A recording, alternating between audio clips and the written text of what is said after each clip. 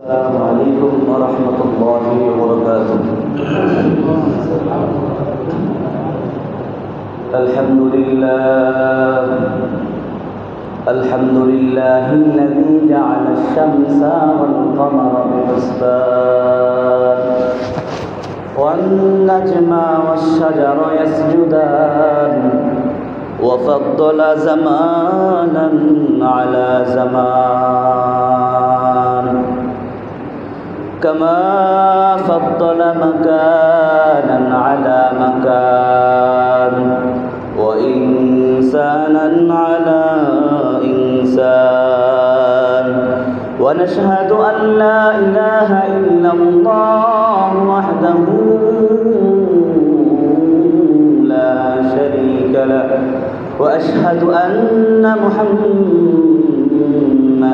عبده ورسوله أما بعد فأعوذ بالله من الشيطان الرجيم بسم الله الرحمن الرحيم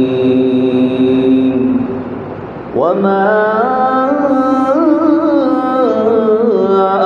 أرسلناك إلا رحمة للعالمين.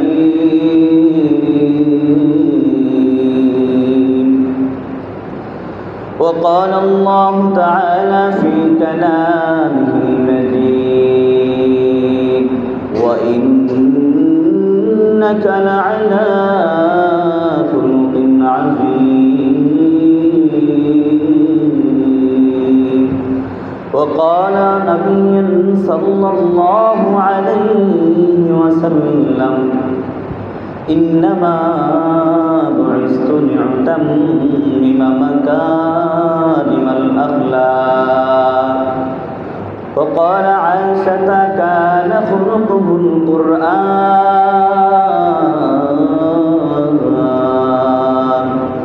أو كما قال عليه الصلاة والسلام.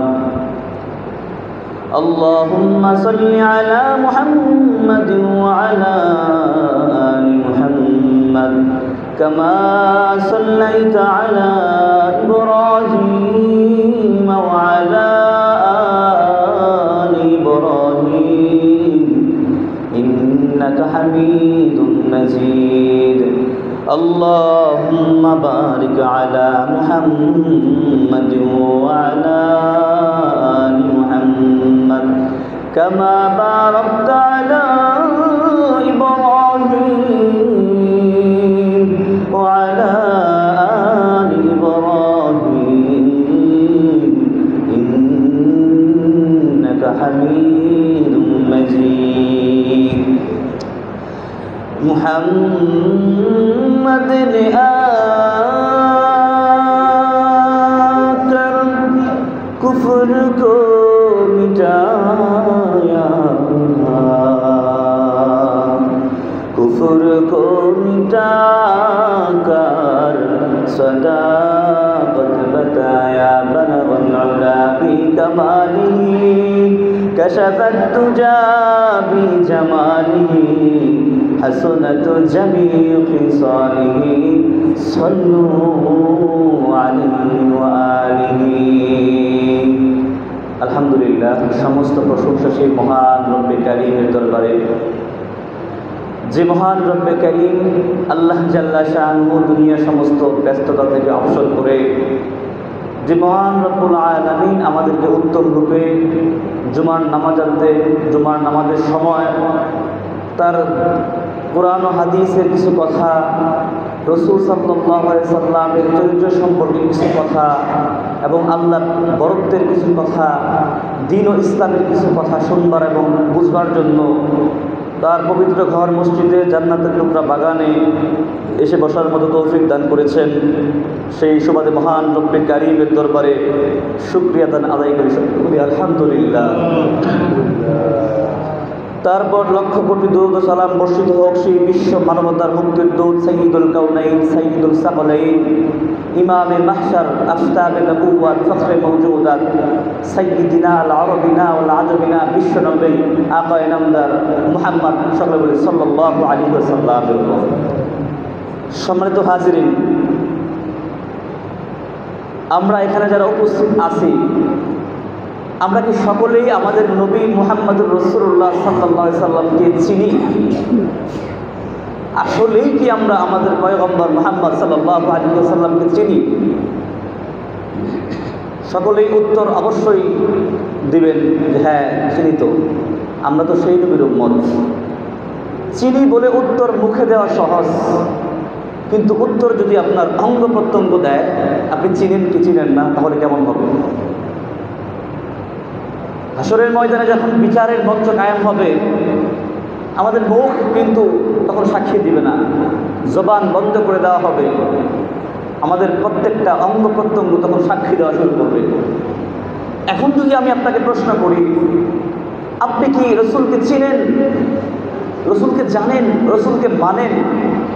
আপনি মুখে উত্তর দেবেন হ্যাঁ, কিন্তু আমি লক্ষ্য করলে যদি আমার নজর যতটুকু আছে এখানে যদি লক্ষ্য করি, আমার তো মনে হয় আপনার চুল বলতেছে আপনি রসুলকে এখনো চিনতে পারেন নাই, আপনার চুল কাটার স্টাইল বলতেছে আপনি রসুলকে এখনো চিনতে পারেন নাই, মানতে পারেন নাই, আপনার গালের দাড়ি সফান সফা বলতেছে আপনি রসুলকে এখনো চিনতে পারেন নাই, রসুলকে এখনো মানতে পারেন নাই। আচ্ছা, আপনার পোশাক পরিচ্ছেদ চলাফেরা বলতেছে আপনি এখনো রসুলকে চিনতে পারেন নাই, রসুলকে মানতে পারেন নাই। মুখে দাবি করা যায়, কিন্তু সেটা বাস্তবে করে দেখানোটা বড় মুশকিল। আল্লাহর পয়গম্বর মুহাম্মদ সাল্লাল্লাহু আলাইহি ওয়াসাল্লাম, তার আলোচনায় আমরা গত কয়েক সপ্তাহ যাবত করছি। রবিউল আউয়াল মাস, এ মাসেই তিনি জন্মগ্রহণ করেছেন 8 কিংবা 12 তারিখ, 8 কিংবা 12 তারিখ সোমবার দিন।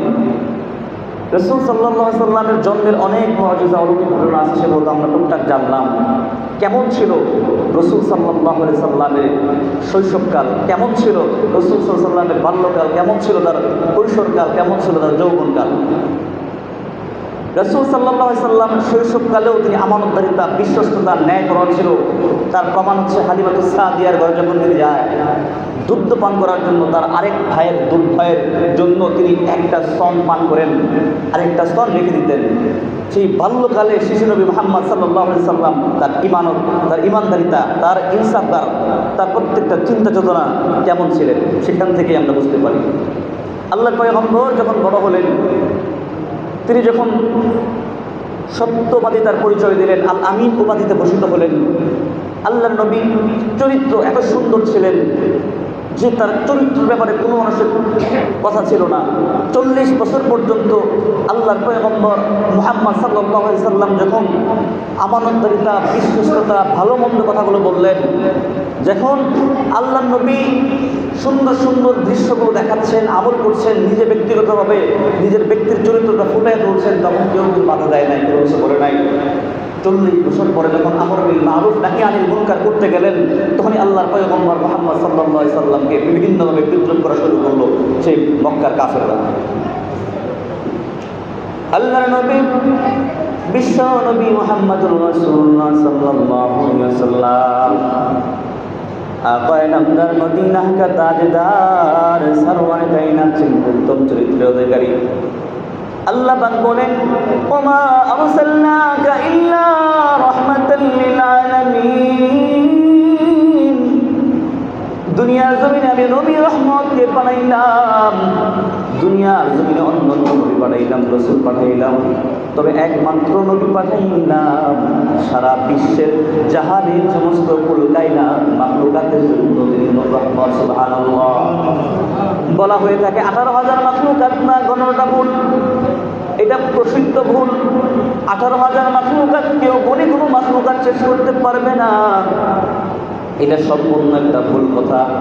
বরং কুল কায়নাতের সমস্ত জায়গায় যত মাখলুক আছে, সমস্ত মাখলুকাতের জন্য আপনার আমার নবী মুহাম্মদুর রাসূলুল্লাহ উত্তম চরিত্রের অধিকারী, রাহমাতুল লিল আলামিন ছিলেন, উত্তম চরিত্রের অধিকারী এবং তিনি রহমত। সুবহানাল্লাহ। তার চরিত্র কত মহান ছিলেন, তার জীবনকাল কত সুন্দর ছিলেন। আল্লাহর নবী 40 বছর পর্যন্ত মক্কার কাফেরদের কাছে ভালো হয়ে যায়, আমানতদারিতা, বিশ্বস্ততা, ন্যায়পরায়ণ, নম্র ভদ্র হিসেবে পরিচিত পায়। আল্লাহর নবী তিনি আল আমিন নামে ভূষিত হয়ে যায়। 40 বছর পর যখন হেরা গুহায় আল্লাহর পয়গম্বরের উপর আল্লাহ প্রদত্ত বিধান, আল্লাহ প্রদত্ত বিধান যখন নাযিল হয়, যখন মক্কার কাফেরদেরকে বাপ দাদার ধর্মের বিরুদ্ধে যায়, আল্লাহর কোরআনের কথা বলতে যায়, তখন সবার কাছে নবী হয়ে যায়, খারাপ হয়ে যায়। 40 বছর পর্যন্ত আল্লাহর পয়গম্বর মক্কার লোকদের কাছে ভালো থাকে। 40 বছর পর্যন্ত যখন ইসলামের দাওয়াত দেয়, ইসলামের তাবলীগ, দাওয়াত, প্রচার প্রসার করেন, তখন থেকেই মানুষের চোখের কাঁটাতে পরিণত হয়ে যায়। আল্লাহর নবীকে বলতে থাকে মুহাম্মদ পাগল হয়ে গেছে, মুহাম্মদ পাগল হয়ে গেছে, নাউযুবিল্লাহ। একবার বলে মুহাম্মদ তো সাধারণ কোনো মানুষ নয়, হচ্ছে জাদুঘর। আরেকবার বলে মুহাম্মদ কোন শায়ের, কবিতা আবৃত্তিকারক, কবি। আরেকবার বলে মুহাম্মদ মাজনুন। আল্লাহ রাব্বুল আলামিন সঙ্গে সঙ্গে আয়াত নাযিল করে দিলেন, ও দুনিয়ার মানুষ, ওয়া ইন্নাকা লাআলা খুলুকিন আযীম। আল্লাহ বলতেছেন ওয়া ইন্নাকা লাআলা খুলুকিন আযীম। না, ও কাফেররা, তোমরা যাকে পাগল বলছো, তোমরা যাকে মাজনুন বলছো, তোমরা যাকে শায়ের বলছো, তোমরা যাকে জাদুকর বলছো, ওই নবী জাদুকর না, ওই নবী কাফের না, ওই নবী মাজনুন না, ওই নবী শায়ের না।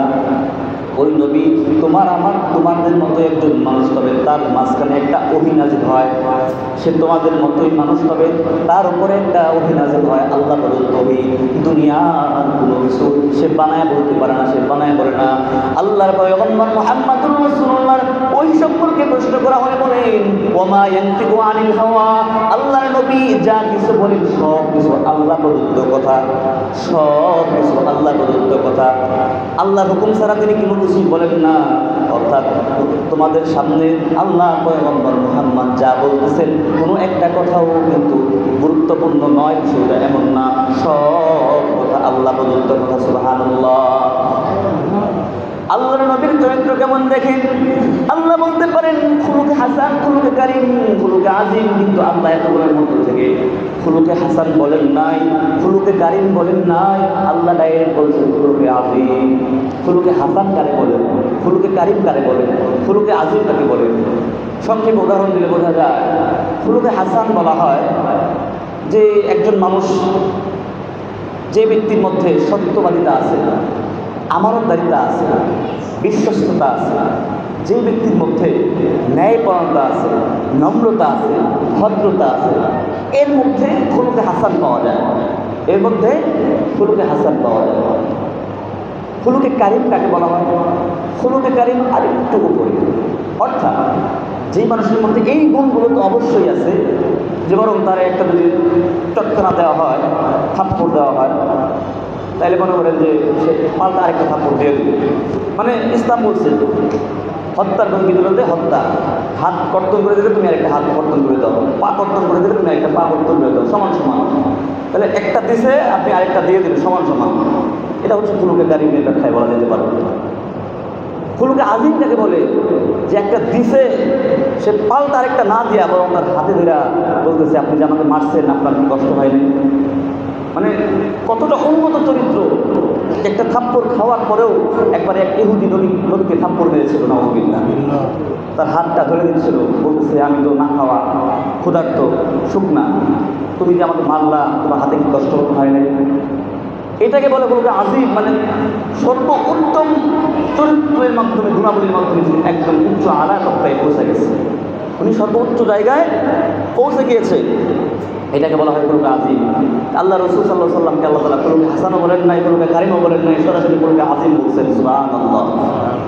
তাই তার উত্তম চরিত্র, আদর্শ আমরা জানলাম, তার মতো আদর্শ আমাদের মধ্যে আনতে হবে, তাহলে পরিপূর্ণ আমরা নবী প্রেমিক আশিক রাসূল হইতে পারবো, নতুবা আমাদের পক্ষে সম্ভব না।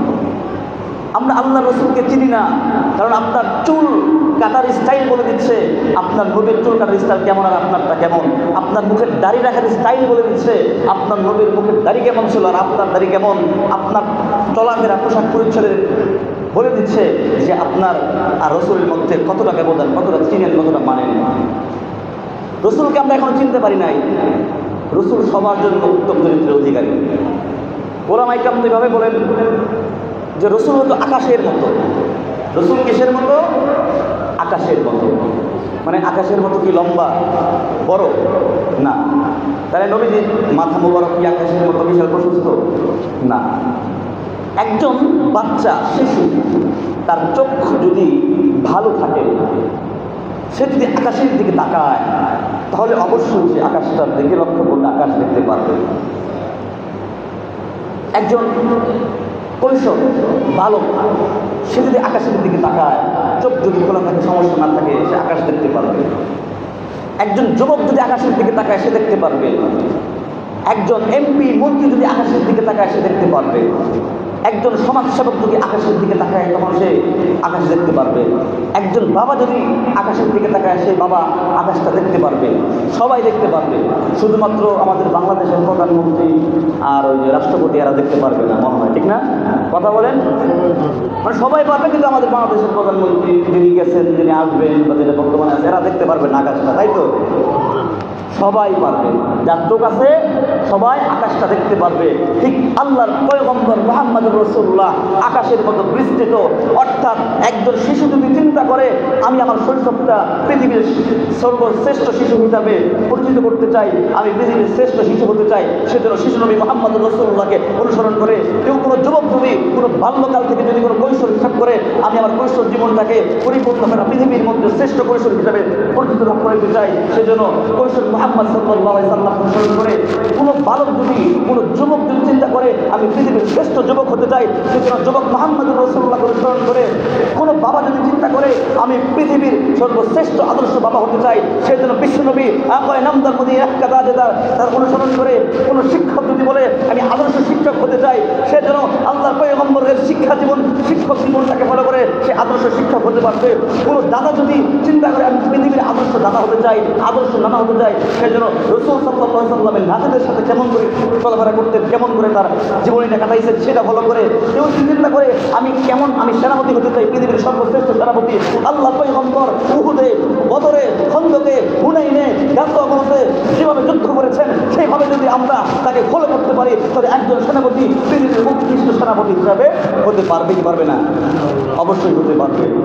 একজন সমাজ সেবক, রাষ্ট্র সংস্কার, সমাজ সংস্কার যারা করেন তারা যদি চিন্তা করে পৃথিবীর সর্বোৎকৃষ্ট সমাজ সংস্কারক আমি হতে চাই, সেজন্য আপনার আমার পয়গম্বর মুহাম্মদ সাল্লাল্লাহু আলাইহি সাল্লাম বিলকুল ফুজুরের সংকট করে তিনি প্রতিষ্ঠাতা চালু করেছিলেন সমাজ সেবকের জন্য, তাকে অনুসরণ করে একজন বাদশা যদি একজন প্রধানমন্ত্রী চিন্তা করে দুনিয়ার সমস্ত প্রস্তাবনা গণতন্ত্র এই তন্ত্রমন্ত্র বাদ দিয়া লেনিন জার্মান আর আব্রাহাম লিঙ্কনের এই সমস্ত প্রস্তাবনা গণতন্ত্রকে বাদ দিয়ে একমাত্র আল্লাহ কুরআনকে, দ্বীনকে, ইসলামকে, নবীর আদর্শকে, রাসূল সাল্লাল্লাহু আলাইহি সাল্লামের ইজ্জতের হেফাজতের জন্য গোটা দ্বীনকে, ইসলামকে যদি বিজয় করার লক্ষ্যে আমি পৃথিবীর ইতিহাসে সর্বশ্রেষ্ঠ আমি একজন মহান নায়ক হতে চাই, সর্বশ্রেষ্ঠ রাষ্ট্রপতি হতে চাই, সর্বশ্রেষ্ঠ প্রধানমন্ত্রী হতে চাই, আল্লাহর পয়গম্বর মুহাম্মদ রাসূলুল্লাহ সাল্লাল্লাহু আলাইহি সাল্লামের রাষ্ট্রনীতি।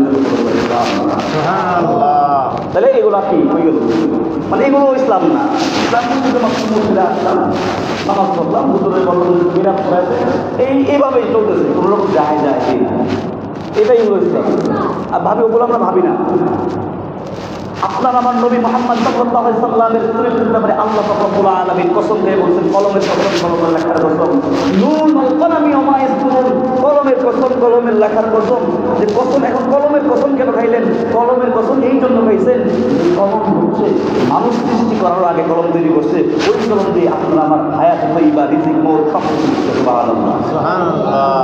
কলম একটা দামি সম্পদ আল্লাহর কাছে। আল্লাহ সর্বপ্রথম কলম তৈরি করছেন, কলমের মধ্যে লেখো, ওই কলমের কসম খাইছেন, কলমের লেখার কসম খাইছেন। তারপর বলছেন ইন্নাকা লাআলা খুলুকিন আযীম। আর আপনার আমার চরিত্র নিয়ে, রসুলের চরিত্র নিয়ে বর্তমান সময়ের মানুষেরা বুঝে না বুঝে নাস্তিত্ব বাদ দিলাম, হিন্দু ধর্ম বাদ দিলাম, মুসলমানদের মনে করার যে সমস্যা আছে। ও মুসলমান, কোরআনকে যদি জিজ্ঞেস করা হয় কোরআন তোমার বাড়ি কোথায়, কোরআন বলবে ফি লাউহিল মাহফুজ। কোরআনকে যদি জিজ্ঞেস করা হয় কোরআন তুমি রাসূল সাল্লাল্লাহু আলাইহি সাল্লামের সাহসিকতা সম্পর্কে কি জানো, কোরআন বলবে লা তাহজান ইন্নাল্লাহা মা'না।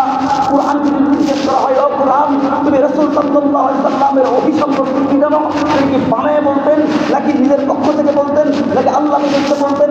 কোরআন বলবে ওমা ইয়ানতিকু আনিল হাওয়া ইন হুয়া ইল্লা ওয়াহয়ুন ইউহা। ও মুসলমান, কোরআন যদি জিজ্ঞেস করা হয় ও কোরআন তুমি রাসূল সাল্লাল্লাহু আলাইহি সাল্লামের সাহসিকতা সম্পর্কে কি জানো, কোরআন বলবে লা তাহজান ইন্নাল্লাহা মা'না। কোরআন যদি জিজ্ঞেস করা হয় ও কোরআন তুমি রাসূল সাল্লাল্লাহু আলাইহি সাল্লামের আলোচনা সম্পর্কে কি জানো, আল্লাহর কোরআন বলবে, আল্লাহ কোরআন স্পষ্ট ভাষায় বলে দিবে যে ও মুসলমান, শোনো দুনিয়ার সব কিছু কোরআনের মধ্যে আছে, যে রাসূল সাল্লাল্লাহু আলাইহি সাল্লামের চরিত্রের কথাটাও কোরআনের মধ্যে আছে। ওয়া ইন্নাকা লা আলা খুলুকিন আযীম। সুবহানাল্লাহ। মানে আমাদের আয়েশা রাদিয়াল্লাহু তাআলা বলতেছেন যে গোটা কোরআনটাই হচ্ছে রাসূল সাল্লাল্লাহু আলাইহি সাল্লামের চরিত্র। গোটা কোরআনটাই রাসূল সাল্লাল্লাহু আলাইহি সাল্লামের চরিত্র। কোরআনে যা আদেশ আছে, কোরআনে যা নিষেধ আছে, সেই সমস্ত আদেশ আর নিষেধগুলো যেগুলো মানা দরকার সবগুলোই পুঙ্খানুপুঙ্খানুরূপে মেনেছেন, যেগুলো থেকে বিরত থাকা দরকার সবগুলো থেকে আল্লাহ রাসূল পুঙ্খানুপুঙ্খানুরূপে সেখান থেকে বিরত থেকেছেন। আল্লাহ কোরআনটাই হচ্ছে রাসূল সাল্লাল্লাহু আলাইহি সাল্লামের সুন্নাত বা আদর্শ বা যেগুলো।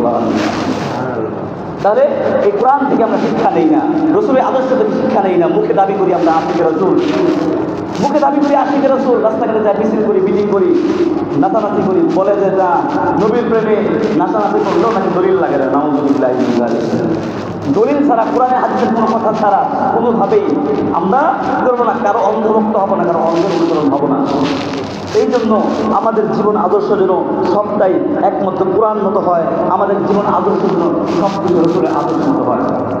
তো যে কথা বলতেছিলাম, আল্লাহ রাসূল সাল্লাল্লাহু আলাইহি সাল্লামের চরিত্র কত সুন্দর ছিলেন। তায়েফে যখন দাওয়াত দিতে যায়, তায়েফে যখন দাওয়াত দিতে যায়, কাফেররা মারতে রাসূল সাল্লাল্লাহু আলাইহি সাল্লামকে অবস্থা খুব খারাপ করে ফেলছে, ভয়ঙ্করভাবে আঘাত করছে। রাসূল সাল্লাল্লাহু আলাইহি সাল্লামের শরীর থেকে রক্ত পড়তেছেন, অবস্থা খুবই ভয়ানক, রক্ত গড়িয়ে গড়িয়ে নিচে পড়তেছেন। রাসূল সাল্লাল্লাহু আলাইহি সাল্লাম রক্তগুলো তিনি কাপড় দিয়ে মুছতেছেন যাতে জমিনের মধ্যে না পড়ে। জমিনের মধ্যে যদি পড়ে যায়, রাসূল সাল্লাল্লাহু আলাইহি সাল্লাম বলছেন এই জমিনের মধ্যে আর কোনো ভালো ফসল হবে না। আল্লাহ নবী কান্না করতেছেন, কষ্টের করে কান্না করতেছেন। তার লালিত পুত্র যায়েদ ইবনে হারেসা, তিনি বারবার মুসলিম ছিলেন। ওই সময় আল্লাহর পয়গম্বরের কাছে আল্লাহ তাআলা ফেরেশতা পাঠাইলেন। জিবরাইল আমিন ডেকে বলেন, ও আল্লাহর নবী, আল্লাহ আমাকে পাঠাইছেন, আপনার উপরে যারা কষ্ট দিয়েছে, আপনাকে যারা মেরেছে, আপনাকে যারা হত্যা করতে চায়, আপনার শরীর থেকে যারা রক্ত ঝরাইছে, আল্লাহ সহ্য হয় নাই, আল্লাহ তাআলার সঙ্গে সঙ্গে আমাকে পাঠাইছে। আপনি অনুমতি দিন, আমি দুইটা পাহাড়ের মধ্যে দুইটা পাহাড় একসাথে চাপ দিয়ে আমি সমস্ত মানুষদেরকে ধ্বংস করে দিই। নাউযুবিল্লাহ। আল্লাহর নবী ডাক দিয়া বলো, জিবরাইল, আমি দুনিয়ার জন্য রাহমাতাল লিল আলামিন, দুনিয়ার সমস্ত মানুষের জন্য রাহমাতাল লিল আলামিন, আমি রহমত স্বরূপ দুনিয়া আসি, আমি রাহমাতাল লিল আলামিন দুনিয়া আসি মানুষকে হেদায়েতের জন্য, আমি রাহমাতাল লিল আলামিন কাউকে গজব দেওয়ার জন্য আসি নাই। ও জিবরাইল, তারা বুঝে না, আমি তাদেরকে অবকাশ দিলাম, তারা বুঝে না।